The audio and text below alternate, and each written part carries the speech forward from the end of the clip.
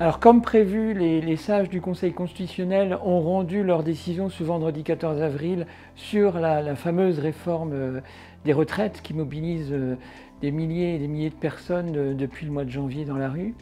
Une décision forcément très attendue à la fois par le gouvernement et par les oppositions qui ont fait des recours ces dernières semaines. Bilan, eh bien, il est positif pour le gouvernement puisque 30 des 36 articles de la loi retraite ont été validés par les sages. Et surtout, c'est surtout l'article 7 qui autorise le report de l'âge légal à 64 ans. Donc c'est l'article qui fait le plus polémique et donc là, il est validé par les sages. La suite de ce cheminement politique, maintenant que la loi est validée par le Conseil constitutionnel, il appartient à Emmanuel Macron de la promulguer, ce qui devrait être fait. Alors, la Constitution donne un délai de 15 jours pour valider, pour promulguer cette loi.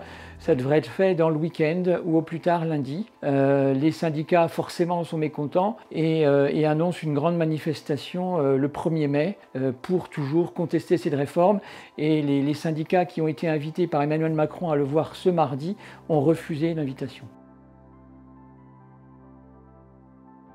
En plus de la validation de la réforme des retraites, le Conseil constitutionnel a retoqué la demande de référendum d'initiative partagée qui avait été déposée par 252 parlementaires d'opposition. Ils voulaient effectivement que les Français se positionnent sur les retraites par un vote. Donc ce RIP a été retoqué, mais un autre a été déposé depuis.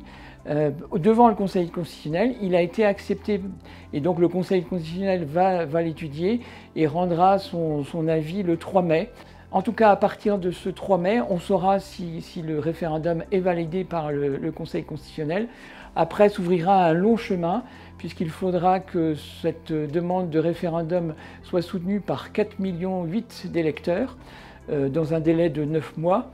A priori, ça devrait être fait parce que vu la contestation des Français, ce seuil des 4,8 millions sera atteint. Et après, le Parlement devra se saisir de ce débat dans les 6 mois. S'il ne le fait pas, eh bien, il y aura un référendum donc d'ici un an et demi.